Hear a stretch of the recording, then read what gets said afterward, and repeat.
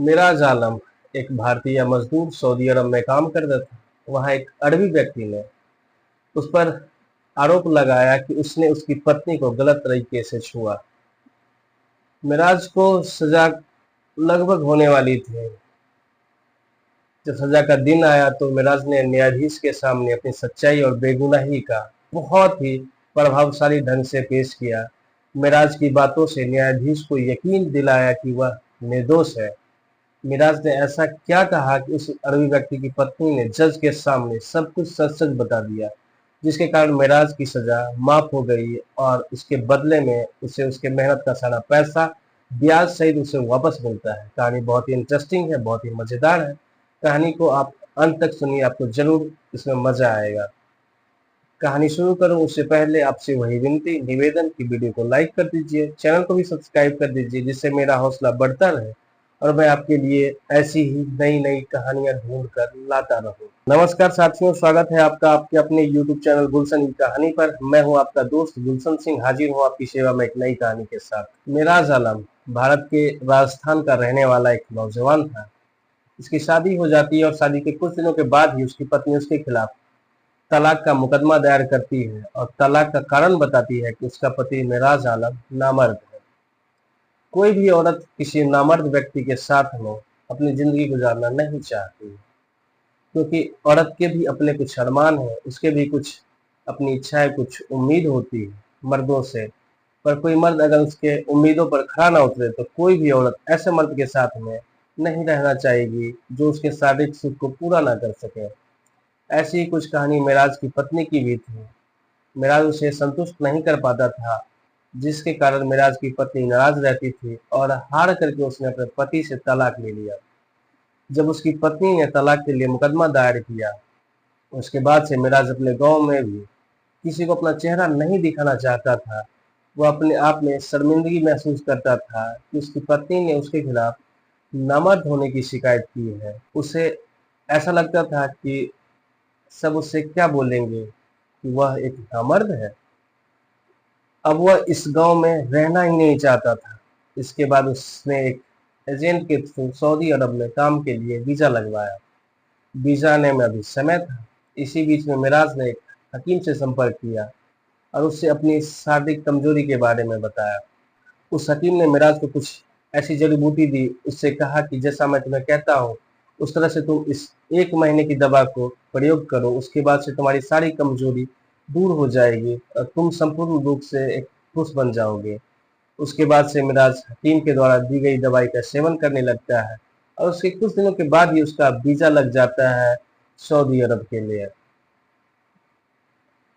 मिराज अपने काम के लिए सऊदी अरब निकल जाता है, पर वह वहाँ जिस जगह पर जाता है वहाँ पर उससे उसे बहुत ज्यादा काम लिया जाता था।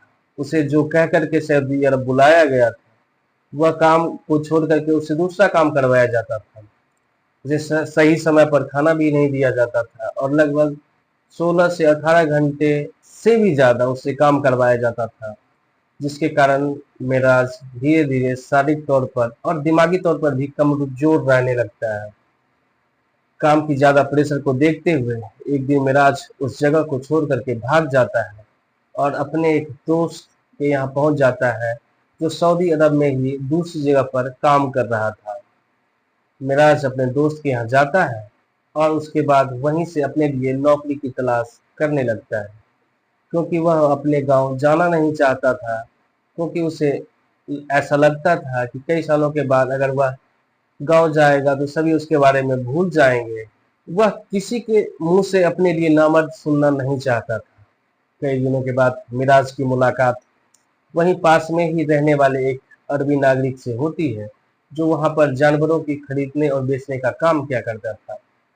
मिराज की उस व्यक्ति के साथ में धीरे धीरे दोस्ती हो जाती है। उसके बाद मिराज उससे अपनी सारी कहानी सुनाता है। उसके बाद उस अरबी नागरिक ने उससे कहा कि तुम मेरे पास काम पर लग जाओ, मुझे भी एक मेहनती लड़के की जरूरत है।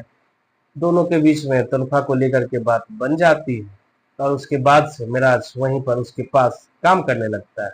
मिराज कई सालों तक वहीं पर उस अरबी के पास काम करता है।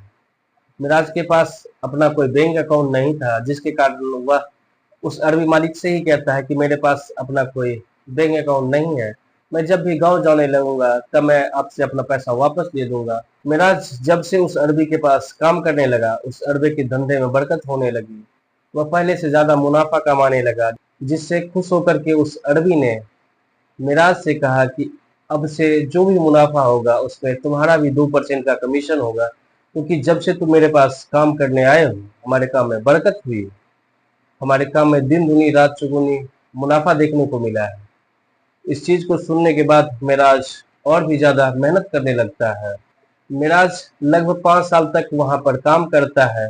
जब वो वापस अपने गांव इंडिया आना चाहता था तब उसने अपने मालिक से कहा कि मेरे पैसे वापस कर दीजिए, जो भी मेरे बनते हैं। उस अरबी की नीयत में खोट आ जाती है, क्योंकि 5 सालों तक काम करने के बाद मिराज के बहुत ज्यादा पैसे हो गए थे। अब उस अरबी के मन में लालच आ गया था, वह उसके पैसे देना ही नहीं चाहता था और मिराज को टालता रहता है कि अभी जो भी पैसे थे वह मैंने धंधे में लगा रखा है, जब आएगा तब मैं तुम्हें दे दूंगा, तुम अब जो काम कर रहे हो वो करते रहो।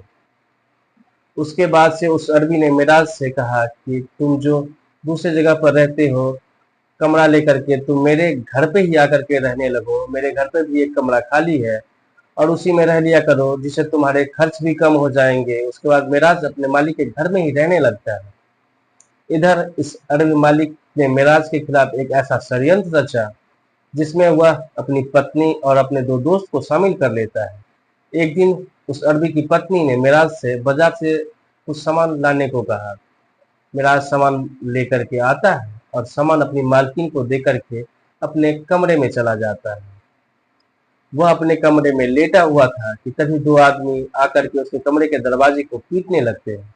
मिराज उठ करके दरवाजा खोलता है कि तभी वह दोनों आदमी उसके साथ मारपीट करने लगते हैं और उससे कहते हैं कि तुमने भाभी जी को गलत तरीके से छुआ कैसे। उसके बाद बहुत ज्यादा मारपीट करते हैं मिराज के साथ में और उसके खिलाफ पुलिस में कंप्लेन भी दर्ज करा दी जाती है। सऊदी अरब का कानून बहुत ही सख्त है, यह तो आप भी जानते होंगे, ये आपको पता ही होगा कि वहां पर बलात्कार जैसे जुर्म की सजा सजाए मौत ही है। और इंडिया की तरह वहां पर ऐसे केस में ज्यादा समय भी नहीं लिया जाता है, कई दिनों तक सुनवाई चलती रहती है। मिराज अपनी सफाई में कुछ भी नहीं कहता है, क्योंकि उसे पता था कि वह अगर अपने लिए कुछ कहेगा भी तो वहां उससे उसके लिए सुनने वाला कोई नहीं है। सारे गवाह मिराज के खिलाफ गवाही दे रहे थे। जज साहब सारी गवाही सुनने के बाद फैसला को सुरक्षित रख लेते हैं और अगली तारीख दे देते हैं जिसमें इस केस के फैसले को आना था। उस दिन जब मिराज वापस जेल जाता है तो जेल में उससे उसका एक साथी था, जो उससे पूछता है कि आखिर तुम सच सच बताओ कि मामला क्या है। तब जाकर के मिराज अपने उस जेल में बने साथी के से कहता है कि उसने कोई गुनाह नहीं किया है, उसे जबरदस्ती फंसाया गया है। उसके मालिक के मन में पैसा नहीं देने की नीयत थी, जिसके कारण उसके ऊपर झूठा इल्जाम लगा दिया। उसके बाद उसका साथी उससे कहता है कि मैं तुम्हें एक उपाय बताता हूँ, जिसको तुम जज साहब के सामने बोलना। अगर सब कुछ सही रहा तो तुम्हारी जान बच जाएगी, क्योंकि तुम्हारी जान तो ऐसे भी जानी ही है। तो मेरी बात एक बार मान लो और जैसा मैं कह रहा हूँ वही बात तुम कोर्ट में जज साहब के सामने बोलना। उसके बाद जब अगली तारीख में मिराज कोर्ट में पहुंचता है तो उसने जज साहब पूछते हैं कि आज अंतिम मौका है, अगर तुम्हें अपनी सफाई में कुछ कहना है तो तुम कह सकते हो। उसके बाद मिराज जज साहब के सामने कहने लगता है कि जज साहब, उसने उस औरत के साथ में बहुत ही गलत किया है। उसने सैकड़ों बार उस औरत के साथ में संबंध बनाए हैं, उसका बलात्कार किया है, क्योंकि उसका मर्द नामर्द है। वह जब भी घर से बाहर जाती थी वह जब भी घर से बाहर जाता था तब वह मेरे कमरे में चली आती थी और उसके साथ में संबंध बनाता था। इस तरह की बातें जब वह करने लगता है, इसको सुन करके जज साहब थोड़े गुस्से में आ जाते हैं। पर उस औरत की जो पत्नी थी वह बहुत ही अच्छी थी और उस चीज को सुनना नहीं चाहती थी, अपने ऊपर लगाए गए इल्जाम को बर्दाश्त नहीं कर पाती है और अपने कान पर हाथ रखते हुए जोर से चिल्लाती है कि खुदा के लिए झूठ मत बोलो, मैंने कभी तुम्हारे साथ कोई संबंध नहीं बनाया, मैं तुम्हारे साथ कभी कोई रिश्ता नहीं रखा, तुम इस भरी कोर्ट में मेरे खिलाफ ऐसी झूठी बातें क्यों बोल रहे हो। तब मिराज उससे कहता है, आप तो मेरी मालकिन हो, अब आप ही बताओ कि मैंने आपके साथ में कभी कोई बदतमीजी की है? क्या मैंने कभी आपको छुआ है? उसके बाद उस अरबी की जो पत्नी थी वह रोने लगती है और जज से कहती है कि जज साहब, इसने मुझे कभी गलत तरीके से छुआ नहीं, इसने मुझे कभी छुआ ही नहीं, न इसने मुझे कभी आंख उठाकर देखा भी है। वह तो मैं अपने पति के दबाव में आकर के कोर्ट में झूठ बोल रही थी, क्योंकि मेरा पति इस मजदूर के पैसे नहीं देना चाहता था। मैं अपने पति के दबाव में आकर के इस बेचारे पर झूठा मुकदमा दायर कर दिया। जब यह सारी बात जज साहब के सामने खुलती है तब जज साहब उस अरबी व्यक्ति से पूछते हैं, अब तुम सच सच बताओ, नहीं तो मामला तुम्हारे खिलाफ शुरू कर दिया जाएगा। उसके बाद उस व्यक्ति ने कोर्ट में सारी सच्चाई बता दी, जिसके बाद जज साहब ने फैसला सुनाते हुए कहा कि इस भारतीय मजदूर मिराज आलम को उसके जितने भी पैसे बनते हैं ब्याज सहित वापस करे, और उसके पैसे जो तुमने धंधे में लगा रखे हैं उसमें जो तुम्हें मुनाफा हुआ उसका 50% भी तुम मिराज को दोगे। उसके बाद जज साहब ने उस अरबी और उसकी पत्नी और उसके दो साथियों को केस में कोर्ट में झूठा मुकदमा दायर करने के लिए 2-2 साल की सजा सुनाई और उस भारतीय मजदूर मिराज को बाइज्जत बरी कर देती है। इस केस की चर्चा पूरे सऊदी अरब में होती है। उसके बाद जज साहब मिराज से कहते हैं कि तुमने सही वक्त पर अपने आप को बचा लिया, नहीं तो यहाँ पर भारत की तरह माफी नहीं दी जाती है या फिर सजा में देरी नहीं होती है। तुम्हारी मौत तो बिल्कुल पक्की थी। उसके बाद मिराज अपना सारा पैसा लेकर के वापस भारत आता है और राजस्थान के अजमेर में अपने लिए एक अच्छी जिंदगी जी रहा है। तो ये थी आज की कहानी अगर आपको अच्छी लगे तो प्लीज वीडियो को लाइक कर दीजिए, चैनल को भी सब्सक्राइब कर लीजिए। नमस्कार, जय हिंद।